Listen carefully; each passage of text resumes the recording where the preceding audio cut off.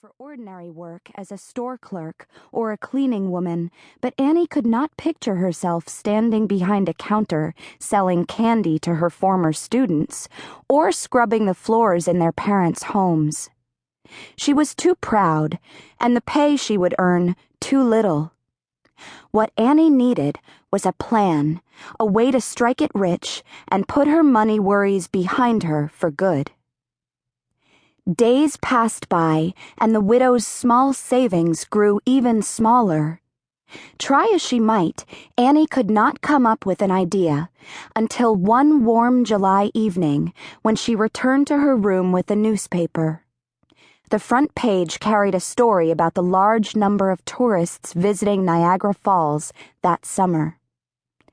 Annie had visited the falls as a child and could remember clearly the thundering waters and crowds of people drawn to them. Holding her father's hand, she had been hypnotized by the sight and sound. Suddenly, like a cork popping from a champagne bottle, an idea came to her.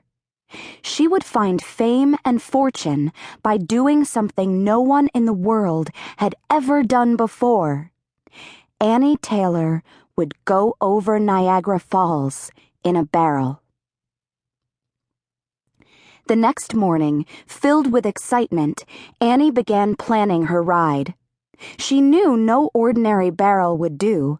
Something special was called for.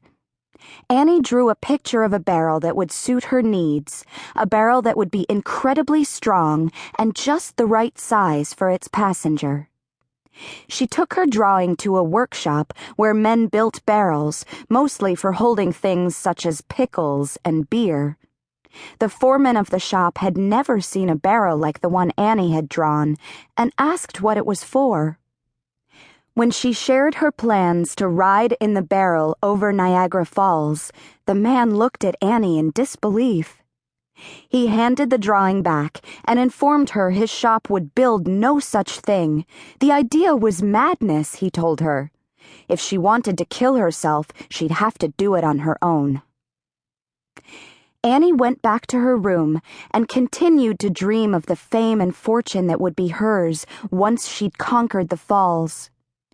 She looked at her drawing and was certain she would be safe, no matter how violent the ride. 3 days later, Annie called on the barrel maker again and convinced him she was not crazy.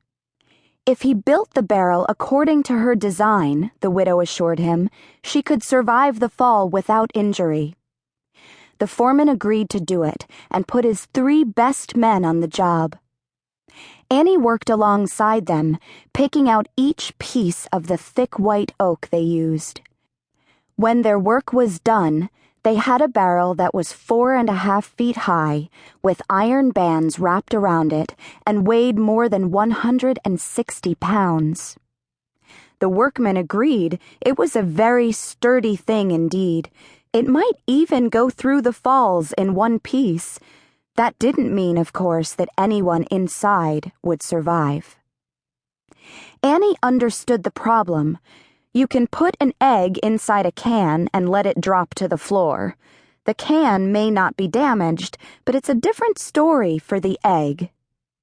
That was why Annie made the barrel just big enough to hold herself and a large number of pillows.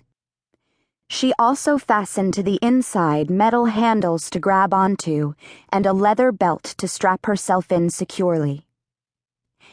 As Annie put the finishing touches on the barrel, she began planning her trip.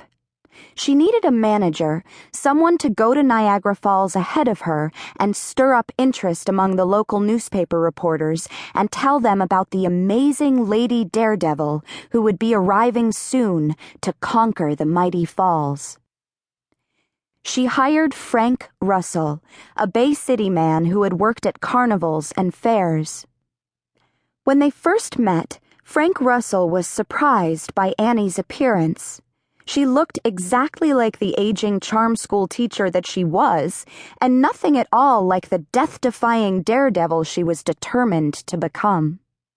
He asked if she wasn't too old for such a difficult and dangerous adventure. Even a much stronger and fitter person stood practically no chance.